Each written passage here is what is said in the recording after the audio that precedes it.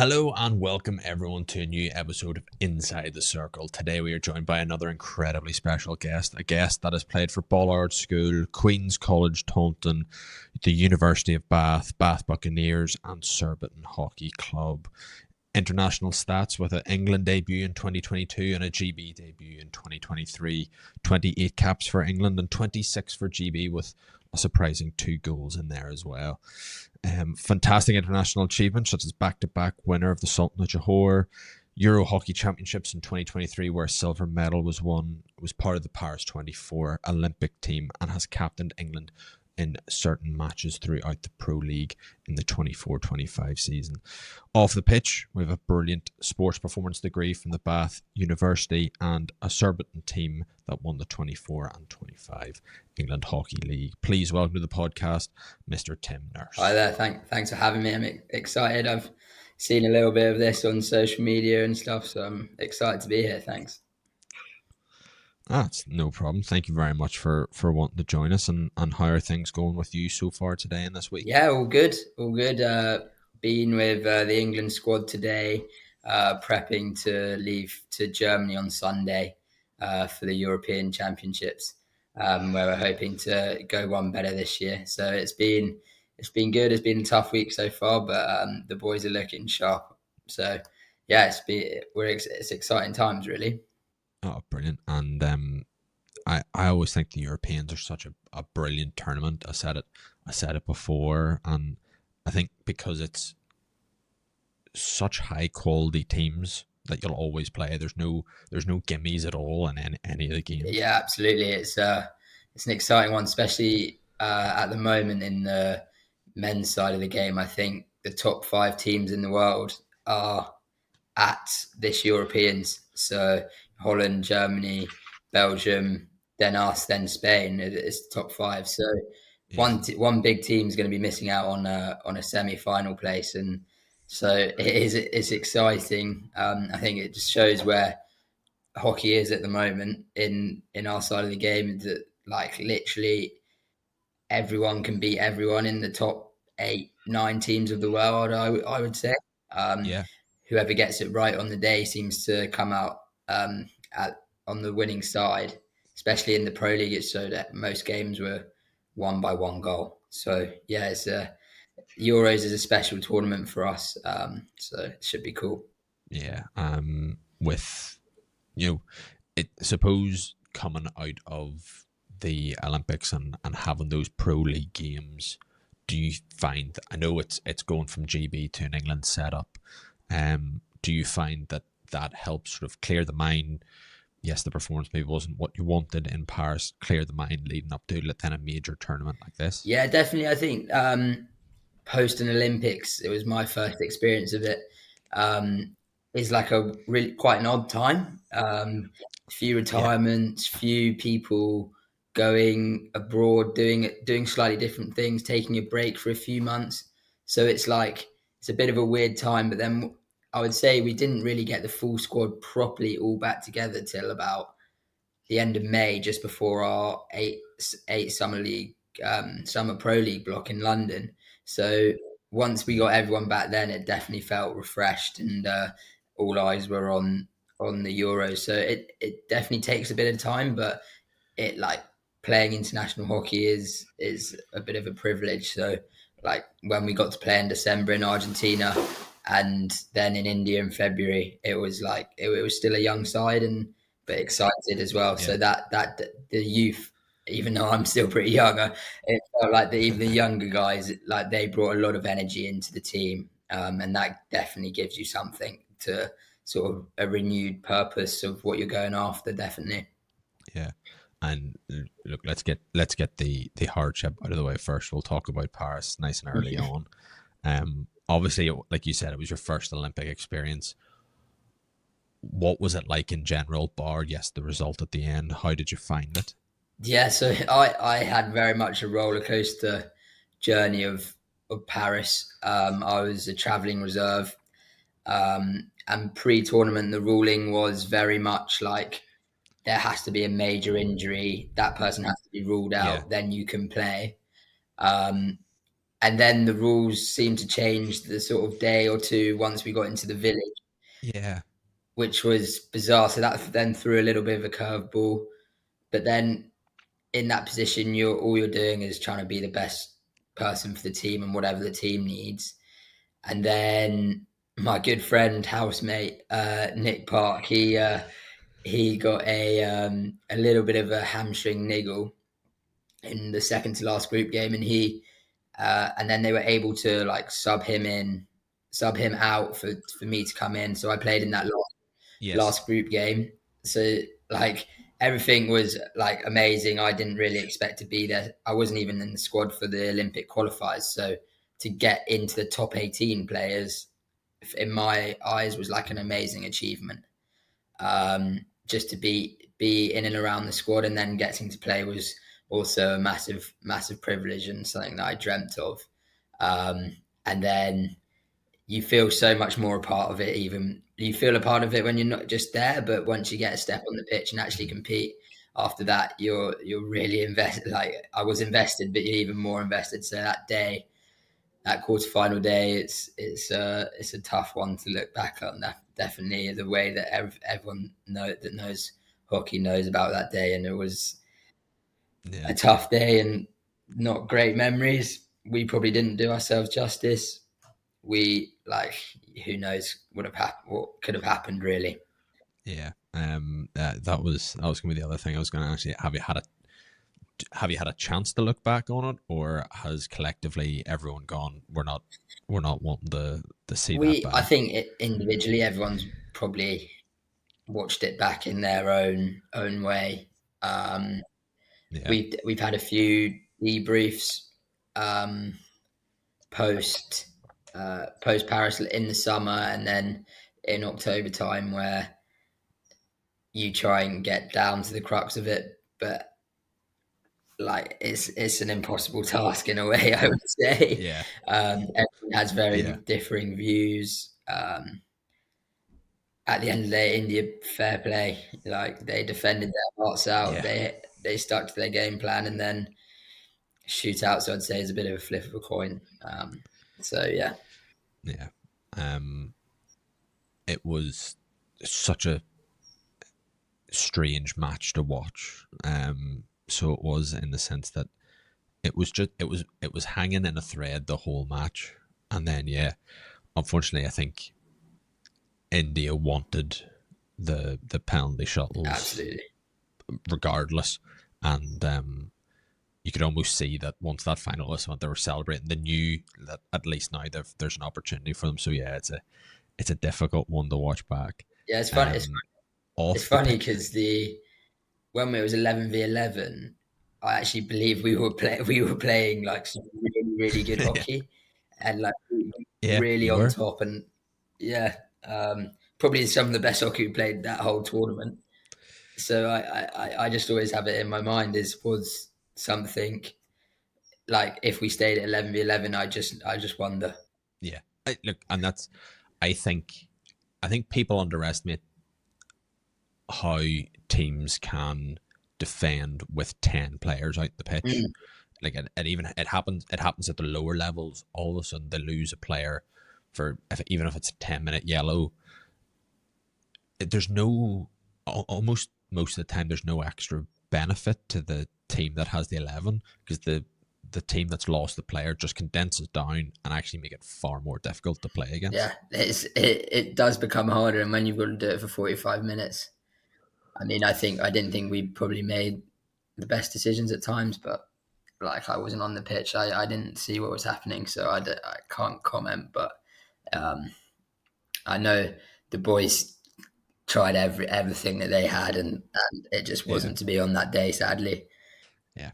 Um, the the off pitch atmosphere, the atmosphere around the pitch was just unbelievable. What was that like playing in? Because I'm sure that was something special. At the games, Yes. it was amazing. I saw it as a supporter and as a player, and I mean, for me personally, it's a dream to play in the Olympics. It's 100% the pinnacle of our sport. Yeah. Um, but for me, it was when I was able to that stadium. Both stadiums were really really cool. I know the newer one that stayed, and it was a bit smaller. That's the one Yeah, we played on. I still thought the atmosphere was brilliant when that was full. yeah, But for me, it was getting to run out. My parents were out there. They weren't going to come in at one point, but then they were like, "This is a too amazing opportunity to miss." And then my younger brother, was yeah, working out there, so he managed to get some time off to come and watch me play. Um, and that was so cool. I thought the atmosphere, the way they did hockey out there was really cool. Actually, one of my favorite memories was watching the boys play against France. And the yeah, French national anthem. It's a bit of a classic, especially when they play rugby, uh, and yeah, yeah. um, and that was being belted out in that 15,000 seater stadium or whatever it was. I just thought that was unbelievable, to be honest. Yeah, it was pretty special. We're good friends with Simon Mason, and with him commentating out there, he just said anytime the French played, no matter what team, it was just unbelievable. And I think hockey really did itself proud at the games this time. I think with Tokyo being the way it was, and then Paris coming back, I think it only helped the sport in general. Absolutely, I thought they did a really cool job. Yeah, everything that we had was we loved it. The changing rooms, everything was cool. What it should be like um, at that level, in my opinion. Yeah. And then with being the traveling reserve, did that were you having to do the same things as the team? So obviously you were training with them when you can. You were obviously then going to the matches when there was a match on. But did that allow you maybe a bit more free time in the likes of the village, or to explore other sports that were going It on? actually didn't. Funnily enough, um, as I said earlier, my sort of thought process going into the thing was just I'm just going to be an athlete that's involved, Yeah, and I'm going to do everything that everyone else does. And our schedules were exactly the same, to be honest, as the playing schedules. Maybe yeah, didn't have to do as many ice baths or as much recovery, and I could go and chill or go and have a look around the village, which was really cool as well. But I would we would have a few extra sessions just to keep us sharp and mentally ready if we were called upon. And yeah, so I actually didn't. I know a couple of the others did on at one point, but I had to go and do something. So it was a bit annoying, but I didn't really mind because as like I said, it was yeah. very much my whole thing was to be the best teammate. Um, so I just tried to do everything that I could to be ready, basically. That's look, especially if it's your first go and experience it Mm, properly, and doing that and helping the team out, knowing the fact that you couldn't do, in a situation like how it was, you couldn't do much more because you were given everything to it, is I think one of the better lookouts to have definitely, for it. yeah, the advice was that I got before the games was very much upon if you're a great teammate, everyone will gain massive respect for you and gain you'll always be remembered as that rather than the guy that potentially blew up a little bit. So Yeah, luckily we didn't have any of no, that, but in our squad. But I know there is definitely times where that's happened in that role across multiple yeah, nations. um, yeah, no, that you're right on that. And was there anyone that surprised you within the team that when it came to the Olympics just took themselves to a different level, just went, you know what, like you said, this is the pinnacle of our sport. I know everyone steps up for it, but was there anyone that really surprised you and went, God, they've completely come out of their shell, or Yeah, they've decided to lead the team better? well, I think of one that definitely springs to mind is um, one Nick Park when he scored that goal against Spain. I've never seen him do that in his whole career, and I've played with him for nearly 10 years now. so, so that was a cool moment, especially when we'd lived together for like the past 3.5, 4 years before that. So that was really cool. And then it's hard to look past Lee with like a couple of those goals that he scored that really got us Yeah. back in the games. I thought that was seriously impressive. And then I actually thought James Albury, just looking back as well, he Yeah. really stepped up and showed the world how talented he is. He's just like one of these guys that is ridiculously talented, and I really was. He did amazingly through the whole of the Paris cycle. I just thought he really showed up in Mhm. Paris, especially. Yeah, Yeah.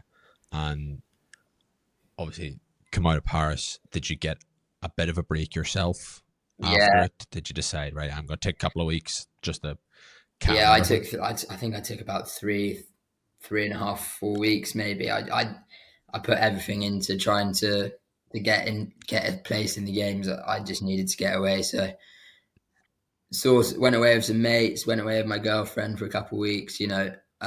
Really switched off from away from hockey, which I would definitely recommend. It's needed because it Yeah. then really renews your like will and want to go out, come back, get stronger, get better, be in a better place so that I can continue to do this. And like, in my Yeah. head, it was when I came back, it was like, well, I don't want to be a traveling reserve again. I want to be on that pitch, selected.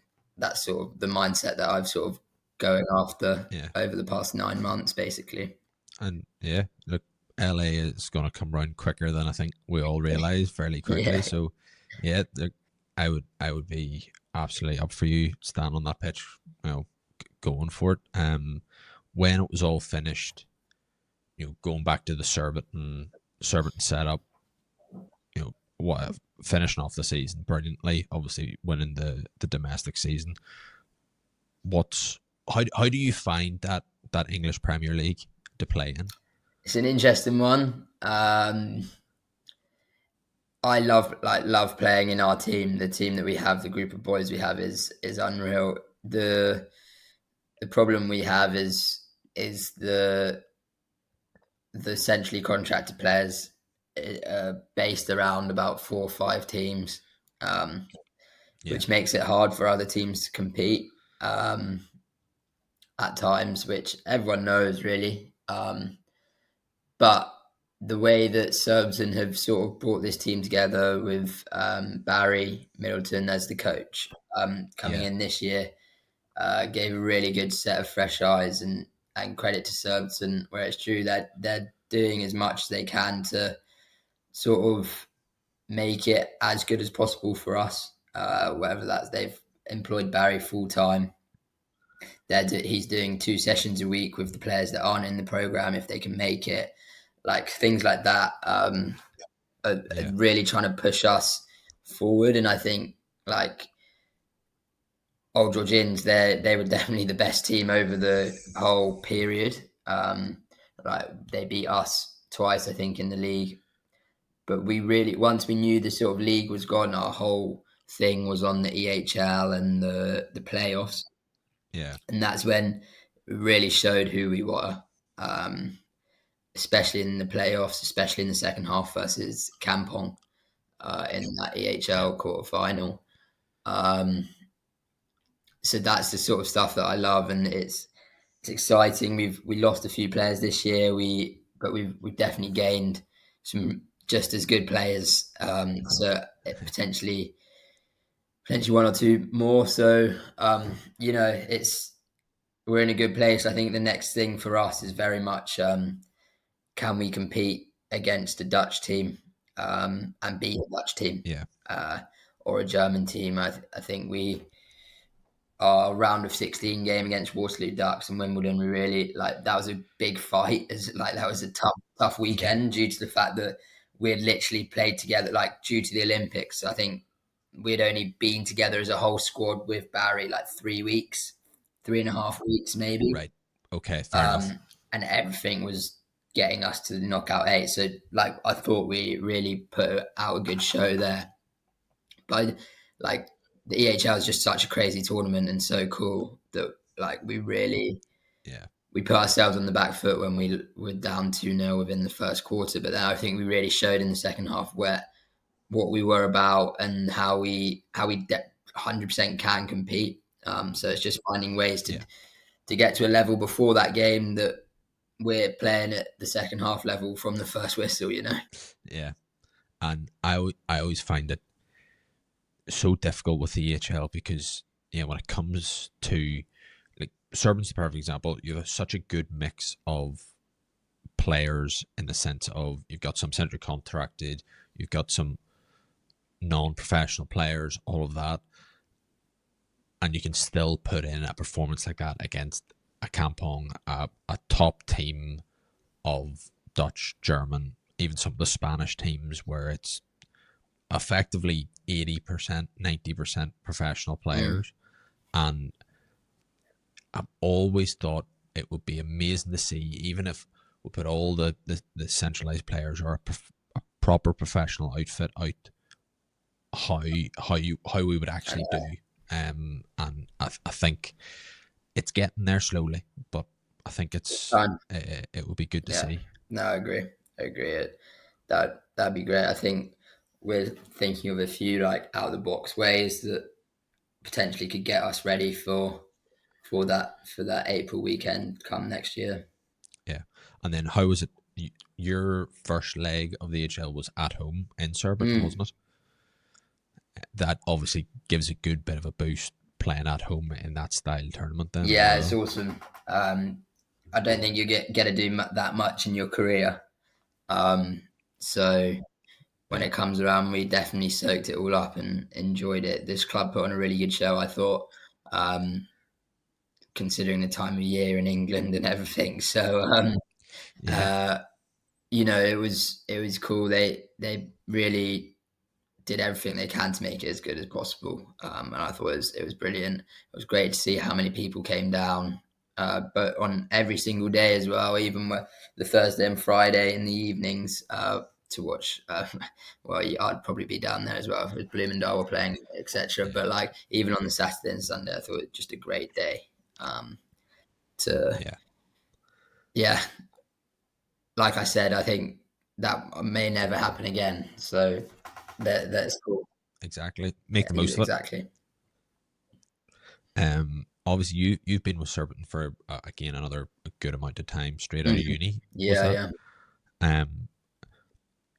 It's obviously been such a big part of your hockey life. Is it something that the atmosphere of the club on just they want to treat sort of people a bit more like a normal hockey club opposed to the players that you are, and is that why you do like giving back? So you do a bit of coaching clinics and summer camps for the club as well? Yeah, I owe a lot to Surbiton. I think when I didn't get selected for the senior squad straight away in 2021, they were there to help me. They helped me get my improved bits of my game, etc., etc.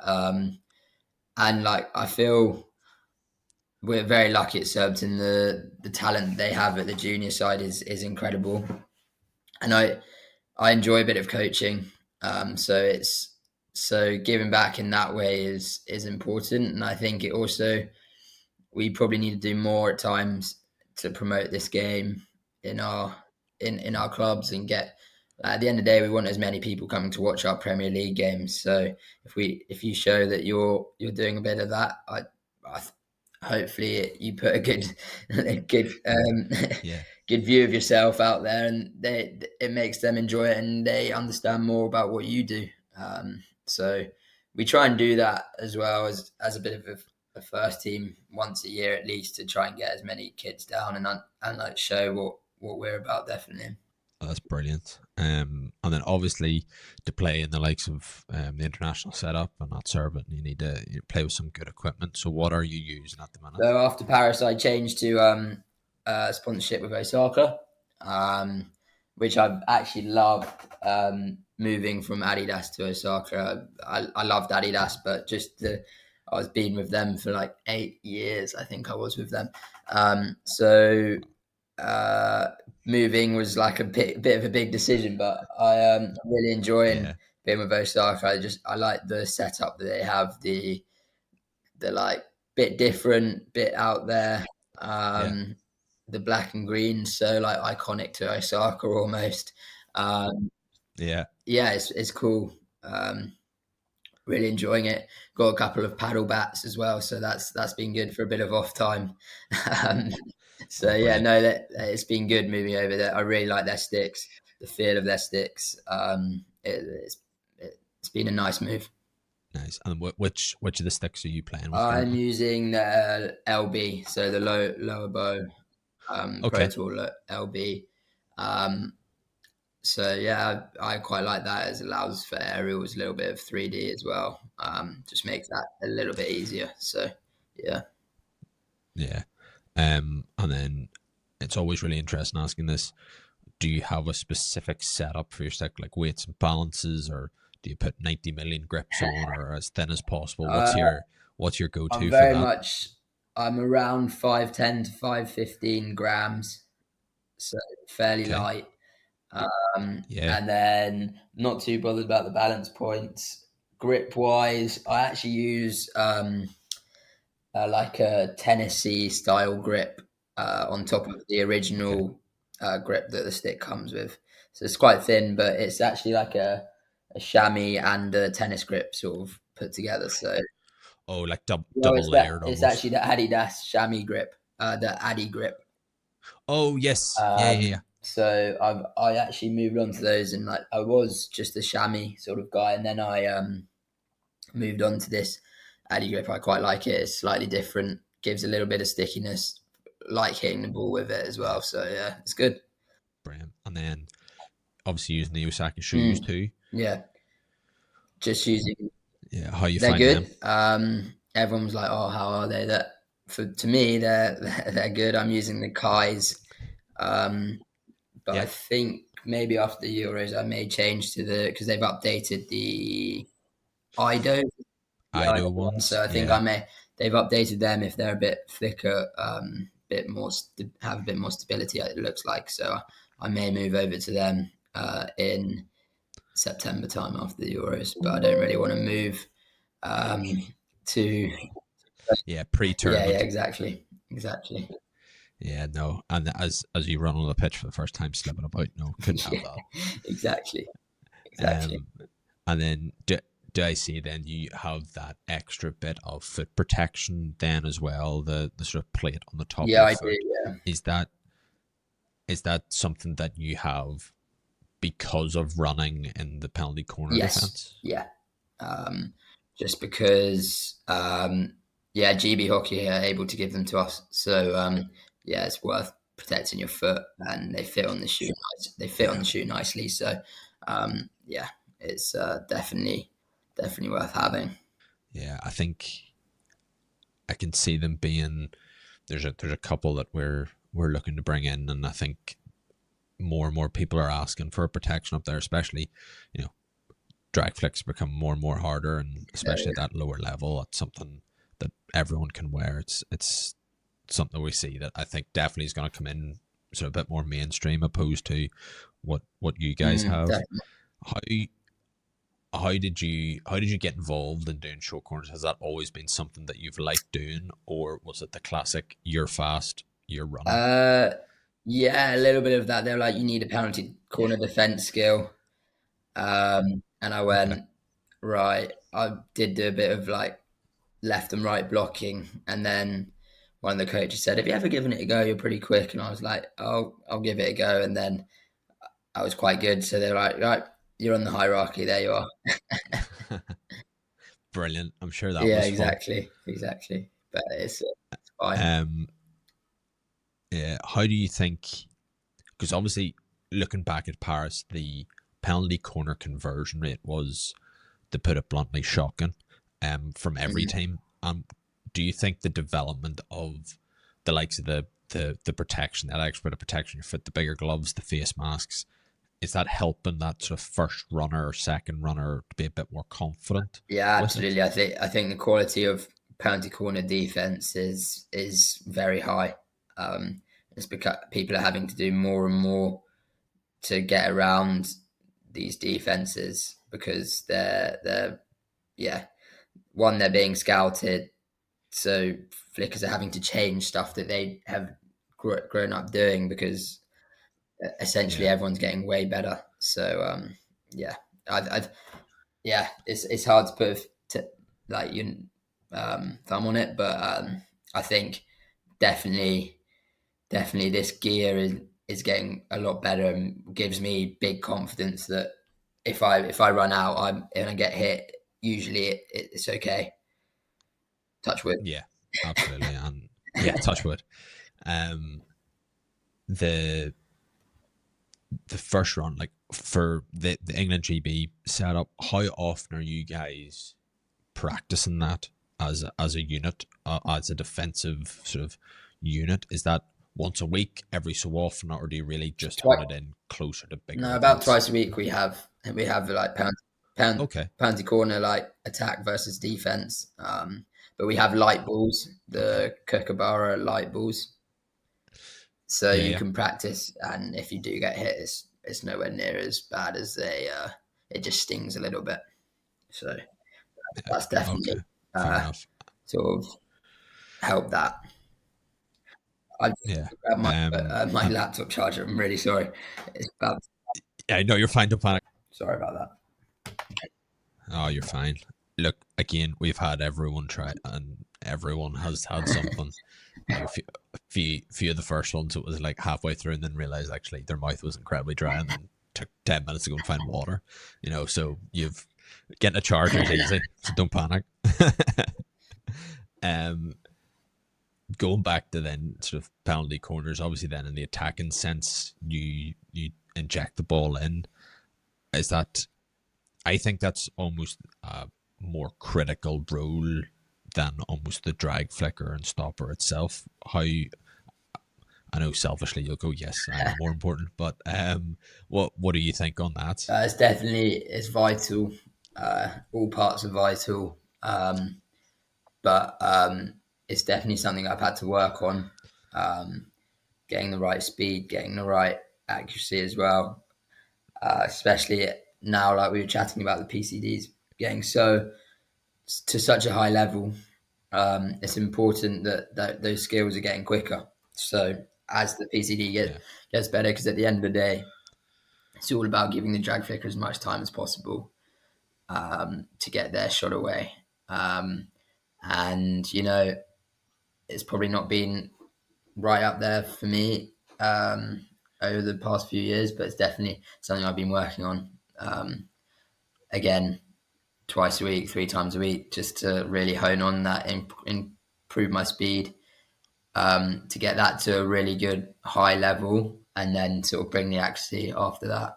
yeah. I think you're right. I think it's the one thing that could differentiate between the ball getting there without the first runner arriving and giving the guy plenty of time, or the whole thing being a Mm, mess. I think certainly in Paris and some of the other things, it's almost easier to score off like a missed yeah, trap or it not going exactly where you yeah, want it. exactly.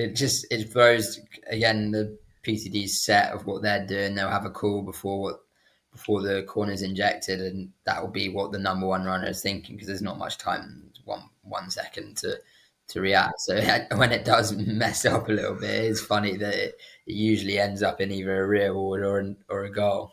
Yeah. And then once you've finished, you've done your training, you've had your tournaments and matches. What are the things that you like to come home, decompress, relax? What are your go to things on For that? me, at the moment, I usually go away. I go away with my girlfriend, go and sit on a beach, go and eat some good food. It takes me away from hockey and life, really. And just, Yeah. I like traveling a bit. I like going around Europe, so I'm very fortunate that I'm able to do that.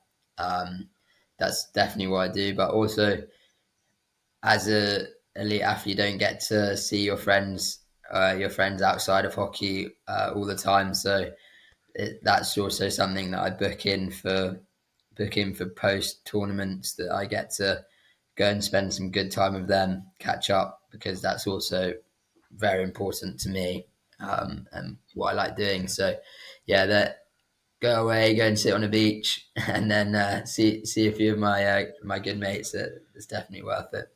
Absolutely. And where's been your favorite place you've been to then? Oh, great question. Went to Sri Lanka after Paris last year for a couple of weeks, which is Cool. like a slightly different place, but incredible country. Everyone's so friendly. Everyone's wanting to help you, and yeah, amazing culture. So that's up there, and then definitely Sardinia as well in Europe, which is an Oh, island off Italy. yeah. We as a family, we've been there lots of times. So that's been a favourite of mine for many years, really.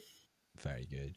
And in terms of family and stuff like that, was it your family that helped get you involved with hockey at all, or was it just try as many sports out as you could as a kid, and this one stuck? Yeah, a bit of both. My parents definitely didn't play hockey. They did not didn't know what hockey was really. And then just a good friend of mine that I went to school in year six, I think year five, year six.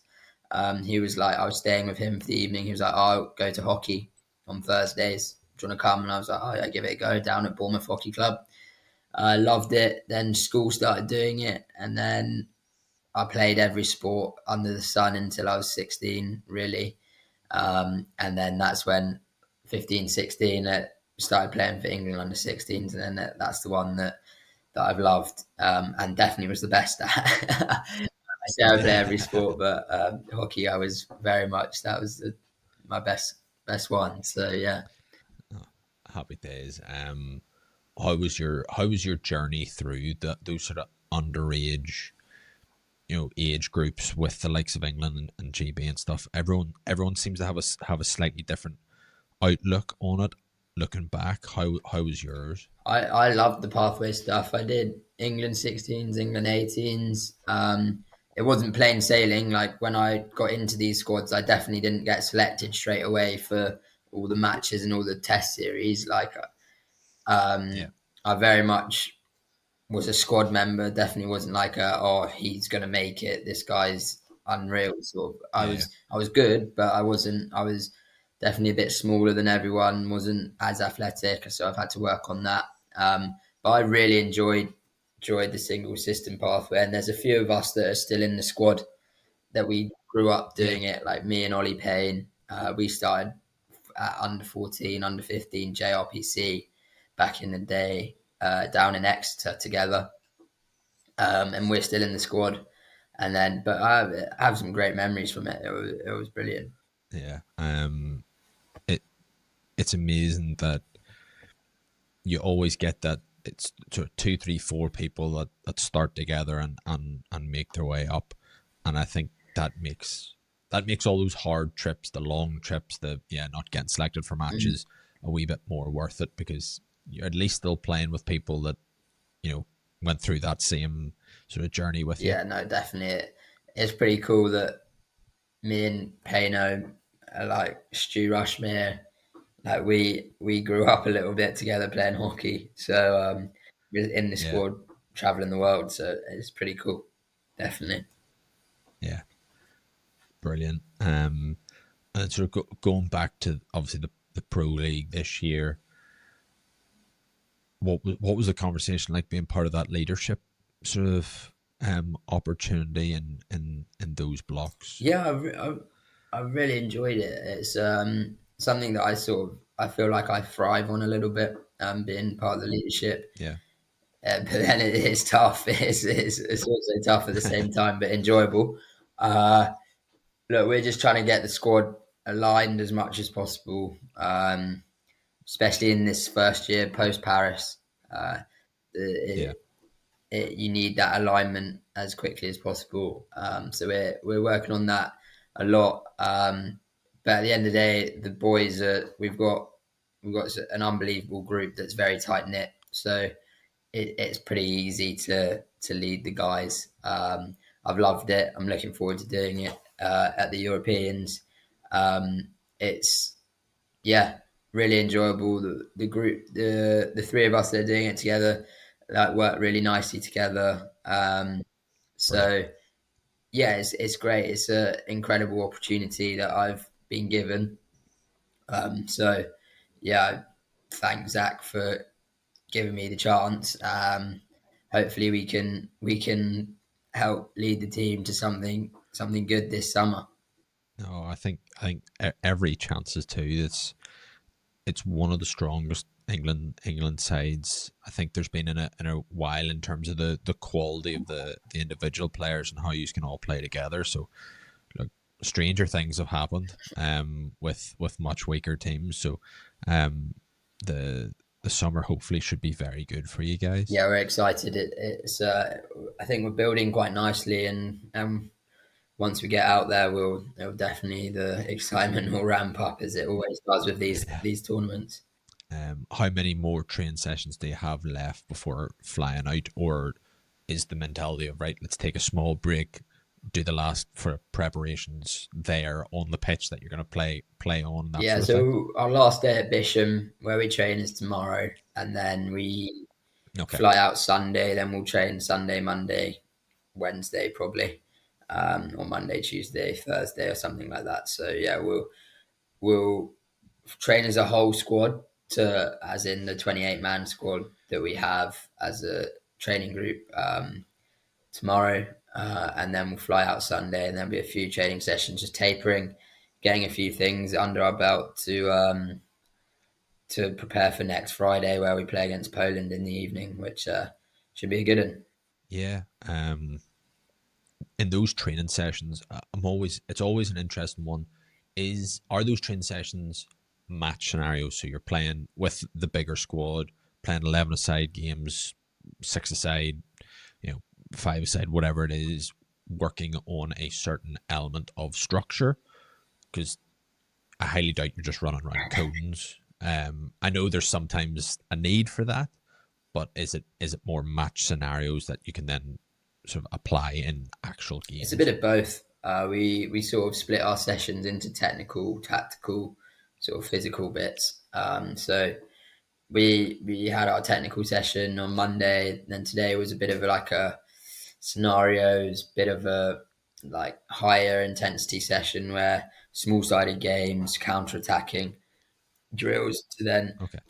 tomorrow's our like compete day, which is 11 aside hockey. So it'll be Okay. like it's like an inter squad game essentially, which is like as close to an international game as you can get basically, between the squads. So Okay. that sort of gets you to a level, and that in there there'll be certain things that we'll be trying to work on going towards the Euros. Yeah. And then do you have the ability to go and go, right, look, I want to spend an hour of doing injecting short corners for a bit more accuracy and power. Can you just go walk on and do that? Do you have to book a slot for that? Uh, Do you have to tell a coach that you're away to do that? yeah, it's on you really. If you want to go and do it, go and do it. A few of the boys live close to their clubs. Like for example, myself, I live close to Surbiton than I do to Bisham. So I if I'll go and do that, I'll go and do it at Surbiton, with Okay. a couple of the other boys or with Barry. But it's a good place. A lot of the boys are doing that these days because it's so competitive in the squad. Everyone's trying to edge each other. Yeah. That the squad, we've got a good amount of squad depth that it that sort of stuff has to happen. Yeah. No, that's fair enough. And I think that ability to go down to a pitch and do that helps massively, especially if you are close to the likes of Serbit and things Yeah. like that. What I know I've kept you a while and laptops are dying and things like that. So a few questions that I'm asking everybody, and it's interesting to hear their reactions to it. What has been the biggest rule change in the past few seasons that you've either liked or disliked completely? Oh, this season has to be the aerial rule. Yeah, I that's imagine everyone's that's answer. everyone's That's answer. hilarious. It just kills me that no one really knows what you can and can't do. I don't think the umpires, Can't do. the players don't know. The players give it a go. The umpires give it a go. There's not a middle ground. There's no real, understandably, because No. there's such like ambiguity about it. Um, People don't really know what to do. And the fact that the new international rule, where as soon as the player touches it, you can then encroach, and like Yes. that's actually caused a little bit more confusion, I think. Yeah. Because what? Yeah. Because you can take a touch and it can deflect off, or is it under control up Yeah, here? But then that's dangerous if then you yeah, run it. yeah, It's so yeah. So difficult. I wouldn't want to be an umpire, that's for sure. No, absolutely not. Absolutely not. So fair play to them. Um, yeah. What is your favorite team, international or domestic, to play against? Oof. I love playing Holland. Like we both play very similar styles of hockey at the moment, man to man. Yeah. So it's always good playing against them. I like playing against the Aussies. It's a bit of a physical Yeah. battle. It's a England versus Australia is always just, I don't know what it is. There's just a little bit of niggle there, isn't there? So that's fun. Yeah. And then club wise, uh, definitely playing against Old Georgians at the moment. There's a good rivalry there. Yeah. Um, that also creates a bit of a niggle in a few games. So I've been enjoying that one. Yeah, they're the ones really.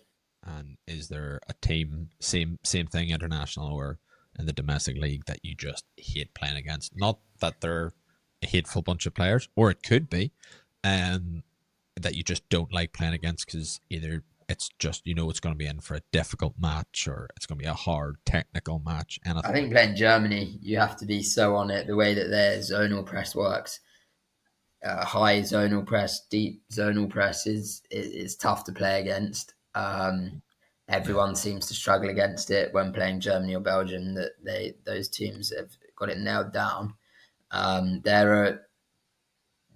They're tough. You can't any 50-50 balls they're on it and they're counter attacking. So yeah, technically you have to be on it and you have to be able to control the game because they want to control the game. So that's a tough day. Though it's probably not as physical as playing against Australia or Netherlands. Like mentally, it's just as like you've got to be on it tiring. sharp to really break that zone down. Yeah, and then is there, and this can be for your own personal benefit to playing hockey. Is there a rule that you would like to bring in that would, like I said, benefit you, benefit the team, or benefit hockey in Great general? question. Uh, I'm not so sure, but I did play when there was the own goal was possible and got awarded. So I think Yes. that would be interesting that if there were own goals now, I quite like that rather than the person that Yeah. scores chucked it across the goal from the baseline. It comes off a defender and they get awarded the goal. Does mean Yeah. one of my goals would That be chalked off for GB though, so maybe not. swings and roundabouts with that one then. Yeah, that was a weird season, or a season and a half. Yeah, of just it just ended up big hits going into circles Yeah, and stuff like that. So yeah, it was so difficult to yeah, defend exactly. against. As I mean, if I touch this, or if I miss trap but it bobbles, it's Yeah, a goal. It was so yeah, difficult. absolutely. So yeah. Um, and then the final question, the one that's lasted through the previous season and this one, before training and before a match, you obviously have to put your socks and shoes on. How do you do it? Do you go sock, shoe, shoe, or sock, shoe, sock, shoe? I wear under socks, so I go sock, under sock, sock, shoe, sock, under sock, sock, shoe. Does that make sense? So you have yeah, so you have a full barefoot with a shoe on. Yeah, that sounds quite weird when you say it like that. Yeah, you're finally we found one. It's taken this It long, may but we change. finally found one. I always put my left sock on first. That's for sure. That's a bit of a ritual of mine, but I don't know how if I always do that. But it's definitely I would probably do that. Oh no, that's so yeah. Everyone that I've asked has thrown a hissy fit at that question, because they want to know what weirdos putting a full shoe on and having a barefoot out. Maybe I am one of those weirdos. Yeah. Yeah, no, it's fine. We'll protect you for this one if you're putting under socks on. No, but look, Tim, thank you very much for coming on and having a chat with us. Is there is there anything you want to plug or point people No, towards? thank you guys. Um, Thank you for having me. I've enjoyed it. It's cool being on one of these. So thank you. Make sure you tune in to watch us at the Euros, I suppose. yeah, absolutely. We certainly will. We'll be waving the flags. Hopefully, like you said, do one better. Come away with a goal Yeah, this time. definitely, definitely. No. And thank you very much, everyone who watched or was listening. Of course, you can watch the full thing on YouTube, or if you don't want to watch my face for an hour, which is fair enough, you can listen to us on Apple or on Spotify. But once again, Tim, thank you very much for Thank joining you for us. having me.